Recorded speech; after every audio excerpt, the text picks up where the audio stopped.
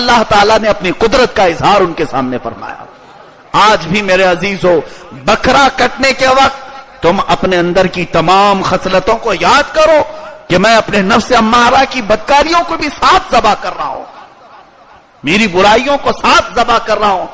ہو سکتا ہے کہ اللہ تبارک و تعالی، جیسے کہ قرآن میں تمہاری نیتیں اللہ تک پہنچتی ہیں، تمہاری نیتیں پہنچتی ہیں، بکرے کا گوشت اور بکرے کا خون اللہ تک نہیں پہنچ رہا ہے۔ اللہ فرماتا ہے تمہاری نیتیں، اور ذبح کرنے کے وقت نیت یہ کی کہ میرے اندر یہ بدکاریاں ہیں، میرے اندر یہ فحاشی ہے، میرے اندر بے عیب جانور کی قربانی کرو تاکہ اچھی سواری تمہارے لیے قیامت کے دن ہو جائے۔ اب اندازہ کرو جو تمہاری پل صراط پر سواری بننے والا ہے اس کی کتنی عزت ہونی چاہیے۔ اسی لیے ہمارے بزرگان دین قربانی کے جانور کا اتنا احترام کرتے تھے، عزت کرتے تھے کہ عام جانوروں سے انہیں الگ رکھا جاتا تھا۔ آج بھی یہ ماحول ہے عرب میں کہ اس جانور کے گلے میں الگ سے ایک ہار ڈالا جاتا ہے تاکہ یہ پہچان میں آئے کہ یہ قربانی والا ہے، اور اس کی الگ سے خاطر تواضع ہوتی ہے، اسے الگ سے عزت دی جاتی، اس کے کھانے الگ ہوتے ہیں، اسے نہلایا بھی جاتا ہے۔ وجہ یہ ہے کہ ہمیں اپنے آخرت کا خیال ہے کہ یہ ہماری سواری بننے والا ہے۔ اور میاں ہم نے کیا کیا ہے؟ بکروں کو لا کر لڑائی کرانا، گلی میں تماشے کرانا، ایک بکرے کو دوسرے بکرے کے ساتھ لڑوانا، یہ سخت حرام ہے۔ اور فرمایا گیا یہ جانور تو لڑ لیتا ہے لیکن قیامت کے دن ان لوگوں کے خلاف رب کے حضور مقدمہ کرے گا کہ اے مولا، اس نے تیری بارگاہ میں قربان ہونے کے نام سے خریدا تھا مگر مجھ سے اس نے دنیاوی عیاشیوں کے کام کرایا ہے، اور یہ جانور جس کے خلاف کھڑا ہو گیا اس کے دوزخ میں جانے کا اعلان کر دیا جائے گا۔ اس کو ہلکا نہ سمجھو۔ اے ہماری قوم کے نوجوانوں، آج ایک بڑی بلا میں ہم پھنستے ہوئے نظر آتے ہیں۔ جانوروں کی دوڑ لگانا، ریسنگ کروانا یا ان کو سینگ سے سینگ لڑوانا سخت حرام کام ہے۔ حضور پاک صلی اللہ علیہ وسلم نے فرمایا اللہ کی، اس کے رسولوں کی، اس کے فرشتوں کی ان لوگوں پر لعنت ہے جو پرندوں کو اڑاتے ہیں، بازی لگاتے ہیں، یا مرغوں کی لڑائی کرتے ہیں، یا بکروں کے جھگڑے لگاتے ہیں۔ اس طرح سے جانوروں کو لڑائی کروانا اور اس پہ پیسے کمانا۔ کچھ لوگ خالص بکرے اس لیے پالتے ہیں لڑوانے کے لیے، ریسنگ والا بکرا الگ ہے۔ عزیزان گرامی، یہ سارے افعال مسلمانوں کے نہیں ہیں۔ اگر کوئی کافر و مشرک کر رہا ہے تو اسے کرنے دو، وہ تمہارا آئیڈیل نہیں۔ رسول پاک صلی اللہ تعالی علیہ وسلم کی بارگاہ میں یمن سے 100 اونٹ لائے گئے تھے۔ یہ قربانی کا جانور اپنے مالک کو بہت اچھی طرح سے پہچانتا ہے، بہت اچھی طرح سے جانتا ہے، اور تمہاری یہ سفارش کرے گا قیامت کے دن، اس کے ساتھ ایسی بدتمیزی کرو گے، اس کے ساتھ ایسی بے حرمتی کرو گے۔ حضور پاک صلی اللہ علیہ وسلم کے پاس جب اونٹ آئے، وہ بھی کیسے جانور تھے۔ حضرت علی رضی اللہ تعالیٰ عنہ فرماتے 5 اونٹ ہم حضور کے پاس لا رہے تھے ذبح کرنے کے لیے۔ وہ جانور کیسے تھے؟ ہم تو جانور کو بے عقل سمجھتے ہیں، لیکن وہ جب جانور 5 آتے تو وہ اونٹوں میں آپس میں لڑائی ہو جاتی۔ کوئی اونٹ دھکا دے کر دوسرے اونٹ کو پیچھے کرتا، وہ اونٹ دھکا دے کر اسے پیچھے کرتا۔ وجہ کیا تھی؟ ہر اونٹ پہلے حضور کے ہاتھ سے ذبح ہونا چاہتا تھا، ہر اونٹ۔ وہ اپنے مالک کو اچھی طرح سے جانتے تھے۔ عزیزان گرامی وقار، رسول کریم صلی اللہ تعالی علیہ وسلم نے ایک مرتبہ قربانی فرمائی، 2 جانور ذبح فرمائے، چت کبرے بکرے، یعنی جس میں سفیدی اور کالا پن دونوں ہوتا ہے، اس کو چت کبرا کہتے۔ حدیث پاک میں 2 بکرے ذبح فرمائے۔ پہلی قربانی اپنی طرف سے کی اور دوسرے بکرے کی قربانی اپنی پوری امت کی طرف سے فرمائے، پوری امت کی طرف سے فرمائے۔ جو نہ بھولا ہم غریبوں کو رضا، یاد اس کی اپنی عادت کیجیے۔ ہم تو پیدا بھی نہیں ہوئے تھے، ہمارے نبی صلی اللہ علیہ وسلم نے اپنی قربانی میں ہمیں بھی شامل فرمایا۔ تو آج جس کی استطاعت ہے وہ قربانیوں میں اگر بڑے کا حصہ لیتا ہے تو ایک حصہ میرے رسول کے نام سے ضرور لے، میرے آقا صلی اللہ علیہ وسلم کے نام سے بھی وہ قربانی کرے۔ اب یہاں پر میں یہ بتاتا ہوں، حضور کا نام جس قربانی کے ساتھ لگا ہے وہ بکرا جو تمہارے نام سے ذبح ہونے والا ہے، اب تمہاری خود عقل کیا فیصلہ کرتی ہے یہ تمہارے ہاتھ میں ہے क्या हुजूर के नाम, सहाबा के नाम, बुजुर्गों के नाम, या फिर तुम्हारे मुकद्दस नाम जिनसे ये ज़बह होने वाला है, उस बकरे के साथ ऐसी बदतमीजी और बेहुरमती होने पाए? ए मेरे अजीजों, इस मैसेज को आम करो उन नौजवानों तक जो दीन इस्लाम से आशना नहीं, कुर्बानी को उन्होंने मजाक समझा है। और ये बात भी मैं बता दूं, कुर्बानी के जानवर के हर चीज का अदब भी करो। अल्लाह की राह में गया है, ये अल्लाह की राह में कुर्बान हुआ है, उसके सींग, उसके चमड़े, हत्ता के फिक़ह की किताबों में यह तक लिखा है उसके चमड़े को फेंक ना दिया जाए बल्कि अच्छे कामों में इस्तेमाल किया जाए। अच्छे कामों में इस्तेमाल करो।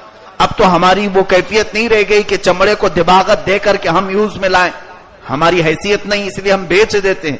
वरना पहले यह होता कि कुर्बानी के जानवरों के चमड़ों को बेचा नहीं जाता था बल्कि उन्हें दिबागत देकर सुखाकर उनको अच्छे कामों में इस्तेमाल में लाया जाता था, मस्जिद के कामों में और भी नेक कामों में लाया जाता। कुर्बानी के जानवर का इतना अदब किया करते, और जो सींग या उसके पेट की चीजें निकलती उसे दफन कर दिया जाता था, सड़कों पर गटर नालियों में फेंका नहीं जाता था।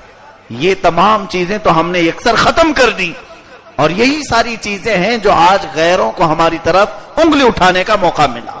तुम कुर्बानी का अदब करो, फिर देखो अल्लाह ताला तुम्हारे लिए कितने रास्ते खोलता है, कितने रास्ते खुलते चले जाते हैं। खून में लथपथ होकर सड़कों पर निकलना या दूसरों को दिखाना, चाकू और छुरी लेकर लोगों को डराना धमकाना, ये सख्त तरीन आमाल है। मदीने तैयबा में एक सहाबी रसूल, वो तो तलवार रखने का मौका था उस जमाने में, वो तलवार ऐसे लटकाए हुए बगल में आ रहे थे, तलवार की अनी नोक जो है इस तरह सामने को लटकी हुई थी। हुजूर पाक सल्लल्लाहु अलैहि वसल्लम ने देखा और उस सहाबी से कहा कि तलवार को उल्टा कर लो, तलवार की नोक पीछे की तरफ कर लो। उस वक्त लटकाने का तरीका ऐसे ही था, कंधे पर लटकाया जाता तो तलवार ऐसे लटकती कि उसकी अनी, उसकी नोक सामने को होती। हुजूर पाक सल्लल्लाहु अलैहि वसल्लम ने मना फरमाया, इस तरह तलवार न लटकाओ। उस सहाबी ने पूछा, क्यों या रसूल अल्लाह? हुजूर फरमाते हैं, मुझे ये पसंद नहीं कि तलवार की नोक किसी मुसलमान की तरफ हो रही हो, तलवार का सिरा या अनी किसी इंसान की तरफ हो। वो रहमतुल लिल आलमीन मुस्तफा सल्लल्लाहु अलैहि वसल्लम है। हाँ, जिहाद के लिए तलवार उठाया गया है, वो डिफेंस है, लेकिन हर जगह दिखावा करने का हुक्म इस्लाम ने दिया ही नहीं। अगर इतना ही शौक है तो अपनी कुर्बानी करके दिखाओ, अपना खून में लथपथ जिस्म लोगों के सामने लाओ। बकरे के खून में लथपथ होकर लोगों को डराने से क्या हासिल है? बकरा वो भी ज़बा हुआ, उसका नकली खून लेकर कपड़ों पर लगाया और इधर उधर नाच रहे हैं। अगर थोड़ा बहुत तुम्हें कुर्बान होने का शौक है तो जाओ उन रास्तों पर जहां तुम्हारी कुर्बानी की जरूरत है। अजीजान गिरामी वकार, मैं यहां पर उन तमाम बुरी बातों से रोकना चाहूंगा जो नालियों में, सड़कों पर, गटरों पर जानवरों के फजलात फेंके जाते हैं। उसके लिए अगर म्यूनिसिपैलिटी इंतजाम करती है तो उसका आप भरपूर इस्तेमाल करें और उनके चमड़ों का भी अदब करें। सींग और खुर को भी गटर नालियों में न फेंकें, बल्कि उसको अगर म्यूनिसिपैलिटी की गाड़ी ले जाकर किसी जगह डंप करती है तो ठीक है, और दफन करने के हमारे यहां अगर जगह नहीं है तो हम इस हालत में मजबूर हैं डाल दें। ये तमाम आदाब जब तक कुर्बानी के हमारे अंदर ना आएंगे, कुर्बानी के फायदे हमें नहीं मिलेंगे, कुर्बानी की जो बरकतें हैं वो नहीं मिलेंगी। साथ ही आखिरी बातों में ये भी अर्ज करूंगा, कुर्बानी का गोश्त यकीनन हम सब बड़े शौक से खाते हैं, लेकिन इसमें सबसे पहला हिस्सा उन गुरबा और मसाकीन का है, और किसी गरीब को गोश्त नहीं पहुंचा तो सारे लोगों की कुर्बानी मशकूक हो जाएगी, मुअल्लक हो जाएगी। एक बेवा या एक यतीम गोश्त लेने से रह गया और उसके दिल से दुख भरी आवाज रब तक पहुंच गई तो सारों की कुर्बानी बीच में लटका दी जाएगी, कबूलियत के मकाम पर नहीं पहुंचेगी। इसलिए सबसे पहला हिस्सा है उन लोगों को तलाशो और उन तक पहुंचाओ। और आप तो साल भर गोश्त खाते ही रहते हैं, कौन है हम में जो नहीं गोश्त खाता है? सब खाते हैं। अगर कुर्बानी का गोश्त उन फुकरा और मसाकीन तक पहुंच जाता है। और एक बात मैंने ये भी पढ़ा کئی فرشتے آزمائش کے لیے اترتے ہیں کہ اس کے دل میں خیرات کا جذبہ ہے یا نہیں. فرشتے گوشت نہیں کھاتے, کوئی چیز ان کو ضرورت نہیں, فقط آزمانے کے لیے. اس لیے کسی کے ساتھ برا برتاؤ نہ کریں, جتنا ہو سکتا ہے وہ گوشت ضرور عطا کرے, اور نہیں ہے تو کوئی بات نہیں. اور کچھ لوگوں کی عادت یہ کہ چربی, ہڈیاں, چھیتڑے سب الگ رکھیں تاکہ یہ غریبوں کو دینے کے لیے ہیں. معاذ اللہ رب العالمین. ایک بات یاد رکھو, غریب اور فقیر کو جو چیز دی جاتی ہے, میرا رب فرماتا ہے وہ فقیر لیتا ہے, در حقیقت ہاتھ میرا ہوتا ہے. تم دیکھو تمہارے رب کو تم کیا دے رہے ہو. یہ حدیث پاک میں بنی آدم جو خیرات کرتا ہے فقیر کو, سامنے فقیر ہوتا ہے, دست قدرت اللہ کا ہوتا ہے. میں لیتا ہوں اس کی خیرات کو اور میں پالتا ہوں اس کی خیرات کو. رب فرماتا ہے تم سوچو کہ تم اپنے رب کو کیا دے رہے ہو. اس چیز کا ہمیشہ میں خیرات کے معاملات میں بھی اس کو بیان کرتا آیا ہوں.